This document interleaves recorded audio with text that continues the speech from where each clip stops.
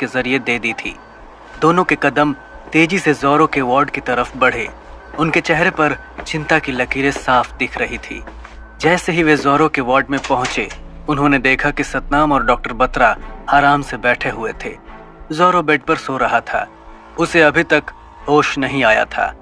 निधि और प्रोफेसर चौधरी जोरो के पास आए, जहां निधि ने देखा कि जोरो के चेहरे पर चोट के निशान थे। निधि के चेहरे की परेशानी को डॉक्टर बत्रा ने पढ़ लिया। रिलैक्स निधि, जोरो को कुछ नहीं हुआ, बस लड़ते वक्त उसे थोड़ी बहुत खरोंची आई हैं। लड़ते हुए? लेकिन जोरो को होश तो नहीं आया है, फिर वो कैसे लड़ सकता है? डॉक्टर बत्रा निधि को समझाने ही वाले थे कि प्रोफेसर ने निधि के सवाल का जवाब दिया। जोरो के रिफ्लेक्सेस और उसके सबकॉन्शियस ब्रेन की वजह से वो आसानी से लड़ पाया। निंजा अपनी ट्रेनिंग में अपने ब्रेन पावर को अलग स्तर तक ले जाते हैं, जिससे वो आम लोगों से अलग हो जाते हैं। उनके ब्रेन पावर का ये स्तर एक ऐसा होता है कि जब वो सो रहे होते हैं और आसपास कोई बात होती है तो वो बातें जागने के बाद भी उन्हें याद रहती है। प्रोफेसर की बात सुनकर सब हैरान थे। निंजा सच में चलते फिरते हथियार होते हैं। उन्हें ऐसा बनाने के लिए उनके मास्टर किसी भी हद तक जाते थे। मास्टर लैंग ने भी जोरो को खतरनाक हथियार बनाने में कोई कसर नहीं छोड़ी। उन्होंने जोरो को ओनर ऑफ डेथ बना दिया था। जोरो पर हमला किसने किया पाजी? Samurai commander दाइसुके Nakamura. ये सुनकर निधि और प्रोफेसर शॉक हो गए। उन्हें यकीन नहीं हो रहा था कि उनकी लोकेशन एक्सपोज हो चुकी थी और वो भी जोरो के सबसे बड़े दुश्मन दाइसुके को पता चल चुका था। वो अब समुराई नहीं रहा, बस एक रोनिन है। समुराई उसे मारने के लिए जल्द ही इंडिया आने वाले हैं, इसलिए वो अकेला ही जोरो पर हमला करने आया था। यानी दाई फिर से जोरो पर हमला कर सकता है? हाँ, जरूर करेगा। वो अपने भाई के कातिल को मारने जरूर आएगा। निधि और सतनाम ये सुनकर चौंक गए थे।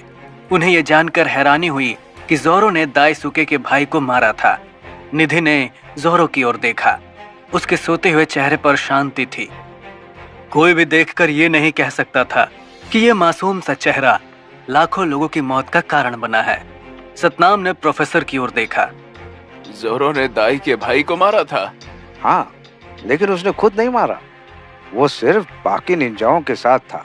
उस टीम में से अब सिर्फ जोरो और माया ही बचे हैं। यही वजह है कि दाई उसे मारने के लिए यहाँ आया था। लेकिन ताज्जुब की बात यह है कि हमारी लोकेशन कैसे एक्सपोज हो गई। यही बात निधि को भी परेशान कर रही थी। जोरो होश में नहीं था कि वो दाई का सामना कर सके, और ये किसी को भी पता नहीं था कि जोरो को होश कब आएगा। जोरो रयो और रॉयल ब्रदर्स से लड़ते समय बुरी तरह से घायल हुआ। उसने घायल होने के बावजूद अपनी पूरी ताकत से लड़ाई की, जिससे उसके मसल्स फट गए थे।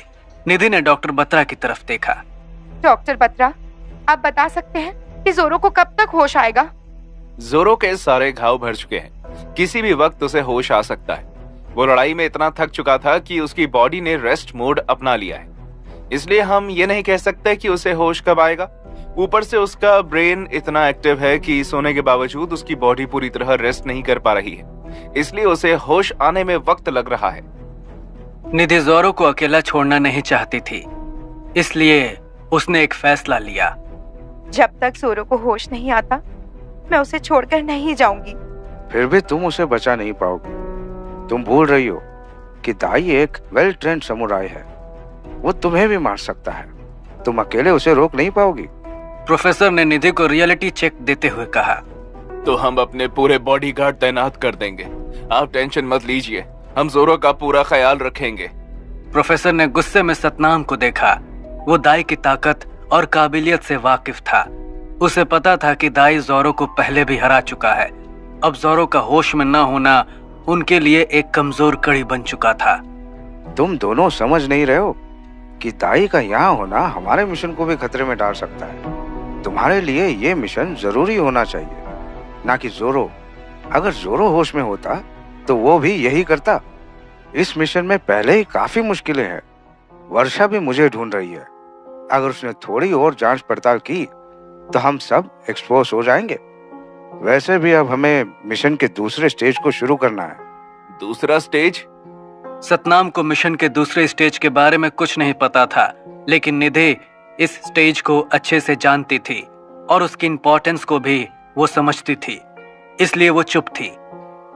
क्या तुमने महमूद की कुंवारा बाप देखी है?